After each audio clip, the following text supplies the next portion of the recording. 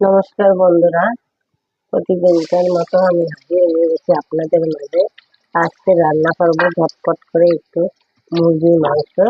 সেটা মানে কম মশলা কম তেলে। তো এখানে প্রথমে আমি একটু ভেজটা করে নিচ্ছি তরকারি করে, আর রান্নাটা করবো আমি সরিষার তেল দিয়ে। বন্ধুরা, আমার ভেজটা হয়ে গেছে, দেখেন কি সুন্দর কালার হয়ে গেছে। এখন আমি এটা দিয়ে দিচ্ছি জিরা ফোড়ন, যে তেলটা ছিল তার ভিতরে দিচ্ছি।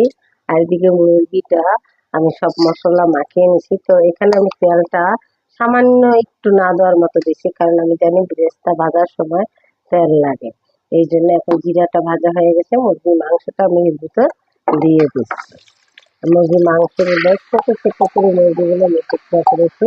এখন একটু নেড়ে করে 5 মিনিট আমি কষাবো।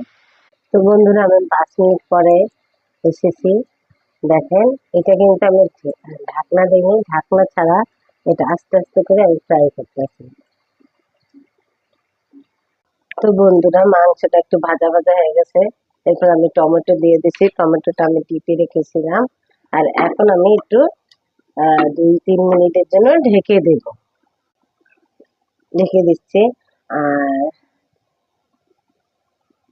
মাঝে আমি একটু গোলমরিচ দিয়েছিলাম। তো আপনাদের ভালো লাগবে দিবেন, না ভালো লাগবে স্কিপ করবেন। তো বন্ধুরা, দেখেন আমার মাংসের কালারটা অনেক সুন্দর হয়ে গেছে, তেলটাও ছেড়ে দিচ্ছে। আর বন্ধুরা, আমার মা কিন্তু মাংস, মুরগির ডিম, এগুলো কিছুই খায় না। আমার বাবা দেশি মুরগি রান্না করতো, কিন্তু কি স্বাদ! সে একসাথে রান্না মানে কষায় মেখে বসাই দিত।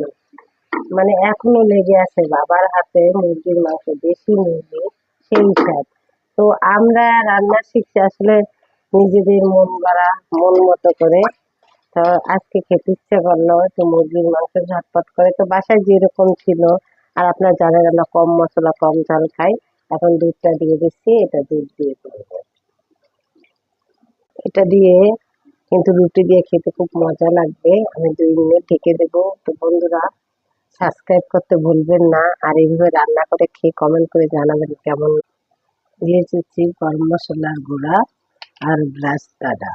আপনারা সুন্দর স্বাভাবিক জীবন যাপন করেন, এটা সবসময় আমি কামনা করি। বন্ধুরা, আমার রান্নাটা হয়ে গেছে। আপনাদের পরবর্তী ভিডিও দেখার জন্য নিমন্ত্রণ রইল। পাশে থাকবেন। Tata, by.